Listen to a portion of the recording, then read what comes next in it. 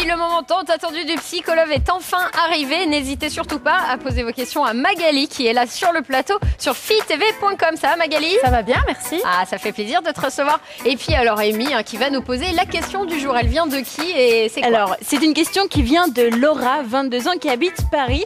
Et Laura dit la chose suivante. Je m'installe dans quelques semaines avec mon petit copain et j'ai peur qu'il ne puisse plus me supporter au quotidien. Comment éviter cela? Bah, facile, tu vis pas avec lui puis c'est tout, c'est comme ça hein, parce que c'est vrai qu'on est insupportable les nanas. Non mais en plus, si ça se trouve, c'est elle qui va plus supporter le mec. Hein. Ah, c'est possible. Bon, c'est vrai que quand on décide de s'installer avec son amoureux, avec son copain, ça réveille tout un tas d'angoisses.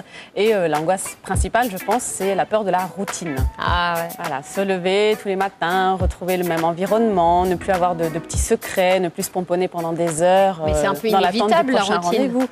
C'est inévitable, mais je pense qu'il faut être prêt. C'est-à-dire que, je ne sais pas, Laura, qui a eu cette idée dans votre couple, si c'est une idée que vous avez prise ensemble, si c'est toi qui insiste un petit peu ou si c'est lui. En tout cas, il faut être prêt, c'est vrai, à faire des concessions et à mettre un peu d'eau dans son vin. Mais ne plus me supporter, elle dit, ça veut dire quoi? Qu'elle est dure à vivre ou que effectivement de voir la personne au quotidien finalement on se lasse? Je pense qu'elle a un petit peu peur de tout ça, effectivement, parce que vivre ensemble, ça présente beaucoup d'avantages. On est quasiment en permanence avec la personne qu'on aime, on partage les moments agréables, mais c'est vrai aussi qu'on partage les moments désagréables, le matin, les tâches ménagères, la laine, voilà, le visage tout fripé du matin. Pas maquillé.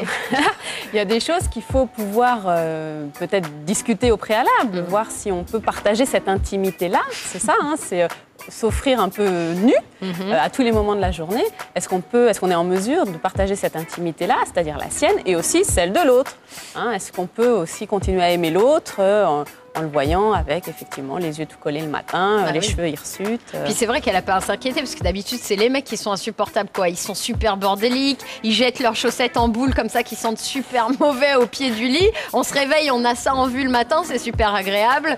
Ils se lavent pas les dents avant de se coucher. Alors il y a des petites règles de base qu'on peut établir avant d'habiter ensemble, sans que ça devienne un diktat de la ménagère. Ouais. Mais on peut aussi se mettre d'accord sur moi j'aime pas trop quand tu laisses les miettes sur la table le matin, et puis moi j'aime pas trop quand on presse le dentifrice à la moitié. Donc c'est des petites choses qu'on peut établir. Il faut en parler quoi. Enfin, le plus important c'est de dire direct qu'il y a quelque chose qui va pas, en parler. Exactement. Je crois que c'est un projet qu'il faut quand même discuter. Il faut pas hésiter à mettre sur la table ses angoisses, ses craintes, parce que peut-être que ton petit chéri, Laura, il est aussi angoissé que toi. Hein, faut pas croire. C'est possible. Absolument. Mais c'est vrai que la communication ça aide. Par exemple, quand il y a un mec qui aime pas faire la vaisselle, il dit souvent moi je prépare à manger, je te cuisine et toi tu fais la vaisselle. Donc on s'arrange comme ça traîne pas et puis il n'y a pas de dispute par rapport à ça. Mais par contre il y avait un autre truc, c'est que, petite anecdote, hein, c'est que moi je vivais avec un mec qui adorait écouter Renaud alors que moi je supporte pas, et moi j'adore écouter Lara Fabian alors qu'il ne supporte pas, donc on se battait, c'était un coup à fond Lara Fabian, un coup à fond Renaud, et c'est vrai que finalement on en vient aux disputes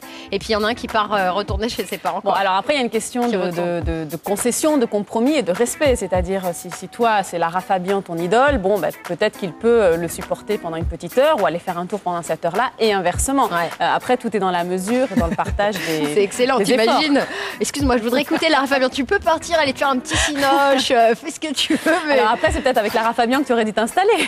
Ah, alors là, oui, peut-être. Il faut aussi trouver un partenaire avec lequel on puisse envisager de faire des concessions, de trouver un terrain d'entente. Sinon, c'est un peu voué à l'échec quand même. Carrément. Hein. Bon, alors en gros, qu'est-ce qu'on lui conseille à cette Laura de 22 ans de Paris? Bon, qu'elle discute beaucoup au préalable avec son copain, chéri, sur ses projets, sur ses attentes, sur ses inquiétudes.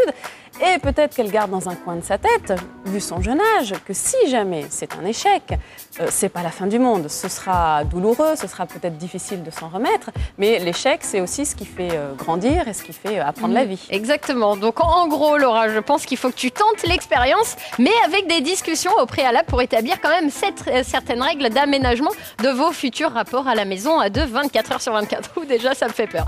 Allez, merci Magali. C'était le psychologue. Les filles, n'hésitez pas à aller sur fitv.com pour lui poser vos questions. À tout à l'heure.